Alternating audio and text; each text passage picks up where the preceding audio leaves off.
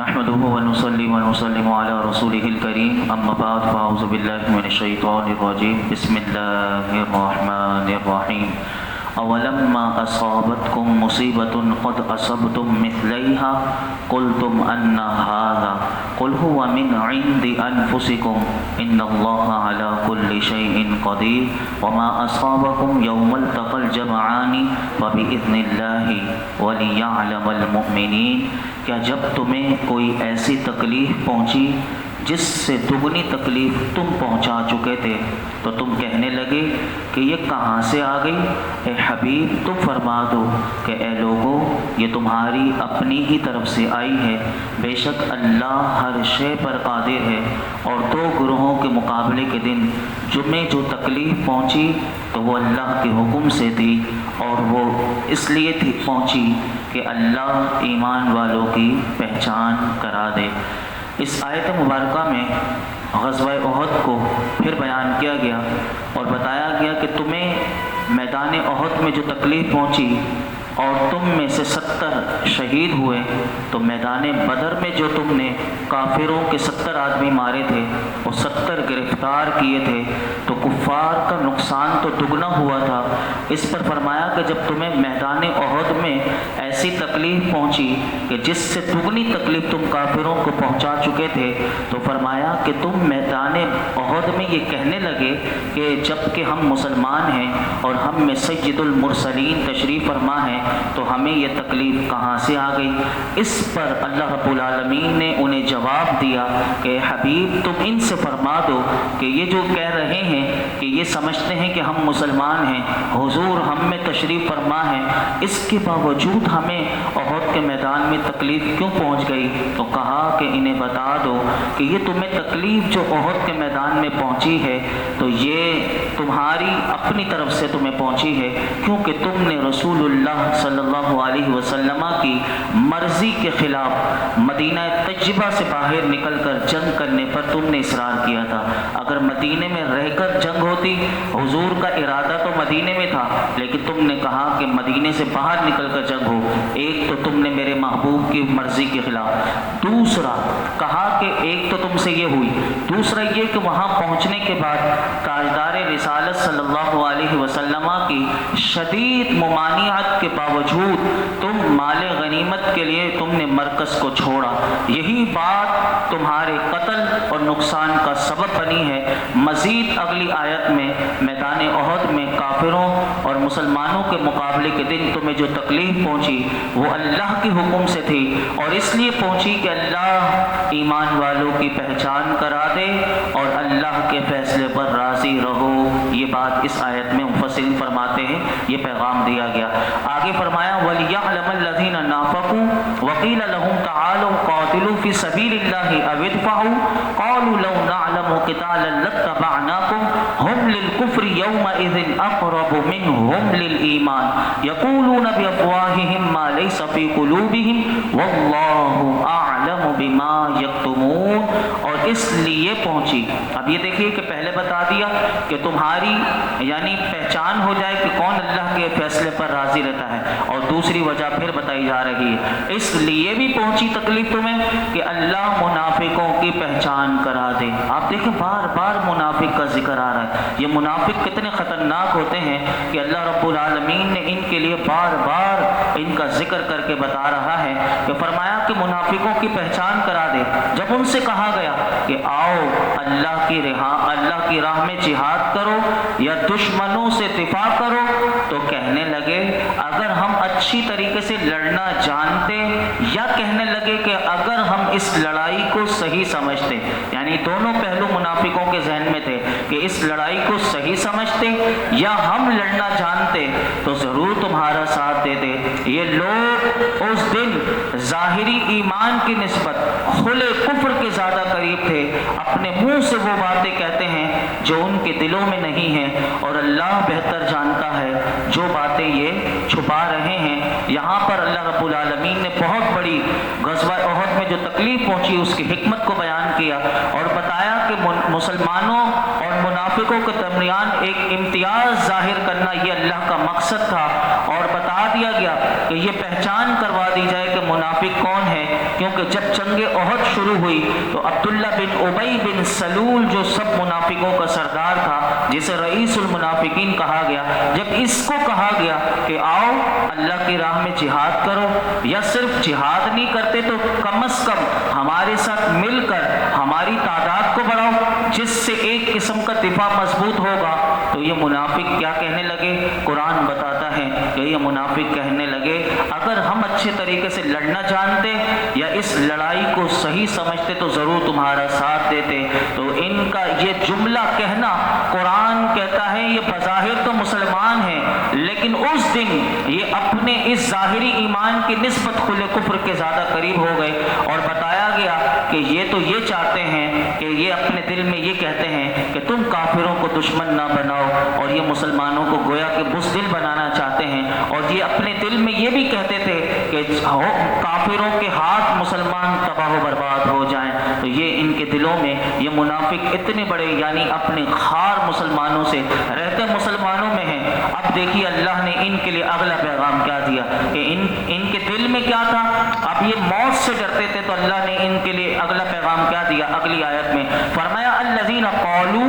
لاخوانہم وقعدوا لو اطاعونا ما قتلوا قل فادرؤوا عن انفسکم الموت ان کنتم صادقین، وہ جنہوں نے اپنے بھائیوں کے بارے میں کہا اور خود بیٹھے رہے کہ اگر وہ ہماری بات مان لیتے تو نہ مارے جاتے۔ اے حبیب ان لوگوں سے آپ فرما دو اگر تم سچے ہو تو اپنے سے موت کو دور کر کے دکھا دو۔ یعنی یہ منافق روکتے تھے اور کہتے تھے کہ جہاد میں نہ جاؤ اور اپنے آپ کو بچاؤ، تو قرآن اللہ رب العالمین نے کہا تم موت سے بچنا چاہتے ہو تو جب تمہیں موت آ جائے تو اس کو روک کے دکھا دو، یعنی موت کو اپنے آپ سے دور کر کے دکھا دو۔ تو یہ بتا دیا گیا کہ انسان چاہے وہ گھر میں چھپ کر بیٹھ جائے، جہاں بھی بیٹھ جائے، وہ یہ نہ سمجھے کہ وہ مارا نہیں جائے گا۔ اگر موت لکھی ہے تو 70,000 پردوں میں بھی چھپ جائے، بڑے سے بڑے مضبوط قلعوں میں بھی چھپ جائے، موت آ کر رہے گی۔ تو یہ دیکھیے کیسا ہمارا دین ہے کہ ہمیں بزدل نہیں بناتا، دین اسلام ہمیں مجاہد بناتا ہے،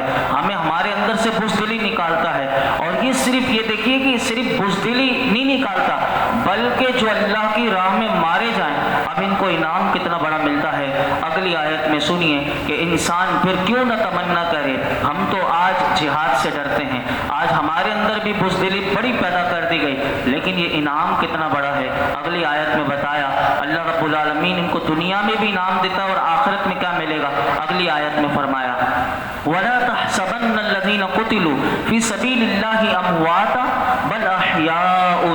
عِندَ رَبِّهِمْ يُرْزَقُونَ، جو اللہ کی راہ میں شہید کیے گئے ہرگز انہیں مردہ خیال نہ کرنا بلکہ وہ اپنے رب کے پاس زندہ ہیں، انہیں رزق دیا جاتا ہے۔ کتنی بڑی شان ہے کہ اللہ نے انہیں مردہ کہنے سے بھی روک دیا، کہ ہم تو کہتے ہیں کوئی مر جائے تو یہ مردہ اس کی لاش کو دفنانا ہے، لیکن جو اللہ کی راہ میں مرا جائے تو اسے مردہ کہنا تو دور کی بات، قرآن کہتا تم انہیں مردہ گمان بھی نہ کرنا، وہ زندہ ہیں۔ اب آپ اندازہ لگائیں کہ وہ اپنے رب کے پاس زندہ ہیں اور انہیں رزق دیا جاتا ہے۔ اب اس کے بارے میں ہم ابو داؤد شریف کی حدیث سنتے ہیں، کیسی زندگی ملتی ہے، میرے آقا ہمیں بتاتے ہیں کہ شہید جو اللہ کی راہ میں مر جائے تو یہ حدیث پاک یاد رکھیے گا ہمارے لیے بڑی کام آئے گی۔ حضرت عبداللہ بن عباس رضی اللہ عنہما سے مروی ہے کہ رسول اللہ صلی اللہ علیہ وسلم نے ارشاد فرمایا جب تمہارے بھائی احد میں شہید ہوئے تو اللہ نے ان کی ارواح کو سبز پرندوں کے جسم عطا فرمائے، فرمایا کہ وہ جنتی نہروں پر سیر کرتے پھرتے ہیں، جنتی میوے کھاتے ہیں، سونے کی ان قندیلوں میں رہتے ہیں جو عرش کے نیچے لٹک رہی ہیں۔ جب ان شہداء کرام نے کھانے پینے رہنے کے پاکیزہ عیش پائے تو پیچھے دنیا میں رہ جانے والے ہمارے بھائیوں کو کون خبر دے کہ ہم جنت میں زندہ ہیں اور وہ جہاد سے بے رغبتی نہ کریں اور جنگ سے پیچھے نہ بیٹھ رہیں۔ تو اللہ نے ان شہیدوں سے کیا فرمایا؟ حضور فرماتے ہیں اللہ نے ان سے فرمایا کہ میں انہیں تمہاری خبر پہنچا دوں گا۔ اب یہ دیکھیں کتنی بڑی بات کہ اللہ رب العالمین ان شہیدوں کو جنت میں کیا مقام عطا کر رہا ہے۔ اب ابھی تو قیامت آئی نہیں لیکن اس سے پہلے یہ اللہ کی راہ میں شہید کر دیے گئے، اب انہیں جنتی میوے بھی ابھی سے کھانا شروع ہو گئے، اور یہ اتنا پاکیزہ رہنا اور پینا اور رہائش پر یہ رغبت کرتے تھے کہ ہمارے پیچھے جو ہمارے بھائی رہ گئے انہیں یہ ہمارا پیغام کون پہنچائے گا۔ میرے آقا فرماتے ہیں اللہ نے انہیں کہا اے شہیدو تمہارا میں پیغام میں پہنچا دوں گا، اور اللہ رب العالمین نے یہ آیت مبارکہ نازل کر کے بتا دیا کہ جو اللہ کی راہ میں مارے جائیں انہیں مردہ گمان بھی نہ خیال کرنا بلکہ وہ زندہ ہیں۔ جب شہید زندہ ہیں تو ہمارے نبی کیسے زندہ ہوں گے؟ جو آج وہ جو کہتے ہیں کہ اللہ کے نبی بھی اگر چلے گا دنیا سے معاذ اللہ تو وہ انہیں بھی مردہ کہتے ہیں۔ آپ اندازہ لگائیں، قرآن تو بتاتا ہے کہ جو نبی نہیں لیکن اللہ کی راہ میں جہاد کرتے ہوئے مارے جائے تو وہ شہید زندہ ہے، تو نبیوں کی زندگی تو پھر کیا اعلیٰ زندگی ہوگی۔ یہاں سے یہ بھی پتہ چلا کہ وہ زندہ بھی رہتے ہیں۔ اس سے ایک اور عقیدہ بھی علماء نے ہمیں بتایا شہداء کی شان، وہ یہ بھی پتہ چلا کہ ارواح جو روح ہوتی ہے، روح کی جمع ارواح کہتے ہیں، یہ باقی رہتی ہے۔ جسم کے فنا ہونے کے ساتھ یہ فنا نہیں ہوتی۔ بظاہر جسم کبھی قبر میں ڈال دیا جائے تو انسان کا جسم گل جاتا ہے اور ختم ہو جاتا ہے، لیکن شہداء کی اللہ نے شان بیان کی کہ ان کی وہ کامل زندگی انہیں اللہ دے دیتا ہے، کیونکہ ان کی زندگی ختم کس طرح ہوئی؟ اللہ کی رضا پر۔ تو آپ اس سے اللہ کے ولیوں کا بھی کانسیپٹ سمجھ سکتے ہیں کہ جو مزارات میں ہیں کہ وہ بھی اللہ کی رضا کے لیے اپنی ساری زندگی گزار دیتے ہیں، دنیا سے چلے جاتے ہیں تو وہ بھی قبروں میں زندہ ہوتے ہیں۔ تو پتہ چلا کہ یہ بھی کامل زندگی والے اور انہیں رب کریم کی طرف سے روزی ملتی ہے اور وہ خوش اور باش ہوتے ہیں۔ وہ اللہ کے ولیوں کی بھی جو رات ہوتی ہے جس رات وہ اس دنیا سے تشریف لے جاتے ہیں تو اسی لیے ان کا عرس بھی اسی لیے منایا جاتا ہے کیونکہ انہیں وہ زندگی مل جاتی ہے جو ابدی زندگی مل جاتی ہے قبر میں، تو اسی لیے ان کی وہ عرس کی رات کہلاتی ہے اور جو ہر سال ہوتی ہے۔ تو پتہ چلا کہ شہید کی روح اور جسم دونوں زندہ ہوتے ہیں، اور کسی کو نہ سمجھ میں آئے، تاریخ میں اتنے واقعات بھرے ہوئے ہیں کہ جب کسی شہید کی قبر کھلی ہے تو لوگوں نے اپنی آنکھوں سے دیکھا ہے کہ وہ ہزاروں سال پہلے بھی اگر جو شہید ہو گئے یا سینکڑوں سال جن کا انتقال پہلے ہو گیا لیکن ان کی قبر کھلتی ہے تو ایسے زندہ ہوتے ہیں جیسے کہ آج ہی انہیں کسی نے دفنایا ہو۔ تو یہ دیکھیے یہ زندگی مل جاتی ہے۔ اسی زندگی کو پانے کے لیے ہمیں کہا گیا کہ تم بھی ایسی کوششیں کرو کہ تمہارا جسم بھی قبر میں بھی سلامت رہے اور تمہاری قبر بھی روشن ہو جائے۔ تو یہ اللہ کو راضی کرنے سے قبریں بھی روشن ہوتی ہیں۔ آگے کیا فرمایا؟ آگے فرمایا فرحین بما آتاہم اللہ من فضل ویستبشرون بالذین لم یلحقوا بہم من خلفہم الا خوف علیہم ولا ہم یحزنون، کہ حضور نے کہا نا کہ جو اللہ نے انہیں کہا تھا کہ میں تمہاری بات پہنچاؤں گا کہ جو تمہارے پیچھے رہ گئے، یہ دو آیتوں میں اب ان کا بتایا جا رہا ہے کہ وہ کیسے خوش ہیں۔ فرمایا فریحین، وہ اس پر خوش ہیں جو اللہ نے انہیں اپنے فضل سے دیا ہے، اور اپنے پیچھے رہ جانے والے اپنے بھائیوں پر بھی خوش ہیں جو ابھی ان سے نہیں ملے، ان پر نہ کوئی خوف ہے اور نہ وہ غمگین ہوں گے۔ مفسرین فرماتے ہیں کہ شہداء کرام کے بارے میں اس آیت میں بھی بتایا جا رہا ہے کہ انہوں نے اللہ کے فضل و کرم، اس کے انعام، اس کے احسان، اس کے اعزاز، اس کے اکرام اور موت کے بعد جو اعلیٰ زندگی مل گئی اس پر وہ خوش ہیں۔ یعنی وہ اللہ بتا رہا ہے کہ وہ خوش ہے اور اللہ نے انہیں اپنا مقرب بنا دیا اور جنت کا رزق اور اس کی نعمتیں انہیں عطا کر دی۔ جنت کی منزل حاصل کرنے کے بعد انہیں شہادت کی توفیق بھی دے دی۔ اس بات پر وہ خوشی منا رہے ہیں، اور دنیا میں رہ جانے والے مسلمان بھائی دنیا میں ایمان اور تقوی پر قائم ہیں، جب وہ بھی شہید ہو کر ان کے پاس ملیں گے تو وہ ان کرم نوازیوں کو وہ بھی پائیں گے، اور قیامت کے دن امن اور چین کے ساتھ یہ سارے شہداء اٹھا جائیں گے۔ اگلی آیت میں فرمایا یستبشرون بنعمت من اللہ وفضل وان اللہ لا یضیع اجر المؤمنین، وہ اللہ کی نعمت اور فضل پر خوشیاں منا رہے ہیں۔ اب یہ دیکھیے شہید خوشیاں منا رہے ہیں تو اللہ کی نعمت ملنے پر، اللہ کے فضل ملنے پر وہ خوشیاں منا رہے ہیں، اور اس بات پر وہ خوش ہیں کہ اللہ ایمان والوں کا اجر ضائع نہیں کرتا۔ جو ایمان والا ہے، جو نیکی کرے، یہ شہید نے، اور یہ اللہ کا کلام ہمیں بتا رہا ہے کہ جو بھی نیکی کرے گا اس کا اجر کبھی بھی ضائع نہیں ہوگا۔ دنیا والے کوئی اجر نہیں دے سکتے لیکن اللہ انہیں اجر دے گا۔ یہ شہداء ہمیں بتا رہے ہیں۔ شہداء کے بارے میں بے شمار حدیث مبارکہ ہیں، میں صرف آپ کے سامنے چند حدیث مبارکہ، کیونکہ ہمارا وقت مکمل ہوا اسی پر کہ شہداء کی کتنی بڑی شان ہے، اور ہمیں اس کے لیے تمنا کرنی چاہیے اور اس کے لیے دعائیں بھی کرنی چاہیے۔ اگر ہمیں کبھی میدان جہاد میں جانا پڑ جائے تو انسان پیچھے نہ ہٹے، اور دیکھیے کہ کیا تکلیف ہوتی ہے، کتنی سی تکلیف ہوتی ہے۔ سنیے، بخاری شریف کی حدیث ہے، حضرت ابو ہریرہ رضی اللہ تعالیٰ عنہ سے روایت ہے کہ رسول اللہ صلی اللہ علیہ وسلم نے ارشاد فرمایا کہ جس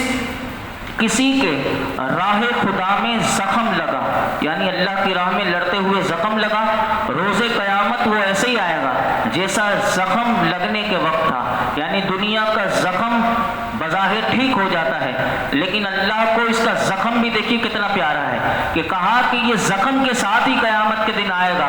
اور اس کے خون میں سے مشک کی خوشبو سی ہوگی، اور اس کا فرمایا رنگ خون کا ہی ہوگا لیکن اس کے خون کو بھی اللہ مشک والا بنا دے گا۔ اب یہ سنیے دوسری حدیث پاک ترمذی شریف کی، حضرت ابو ہریرہ رضی اللہ تعالیٰ عنہ سے روایت ہے کہ رسول اللہ صلی اللہ علیہ وسلم نے ارشاد فرمایا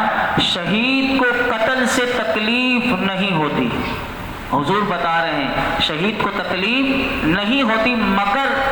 ایسی جیسے کسی کو خراش لگے، یعنی چلتے ہوئے کوئی اسکوٹر سے یا کسی چیز سے بندے کو خراش لگتی ہے تو خون نہیں نکلتا لیکن خراش لگ جاتی ہے، اس کے جسم کے ٹکڑے ہو رہے ہیں، لیکن اللہ کے محبوب فرماتے ہیں کہ کیونکہ وہ اللہ کے دیدار میں ایسا گم ہو جاتا ہے تو اس کو ایسی تکلیف معلوم ہوتی ہے جیسے کہ کوئی خراش سی لگی، جیسے ہمیں کوئی خراش لگے دنیا میں تو جیسے بس ایسی تکلیف ہوتی ہے۔ لیکن یہ امتحان ہوتا ہے، بندہ تو تلوار دیکھ کر گولیاں دیکھ کر ڈر جاتا ہے، لیکن یہ دیکھیے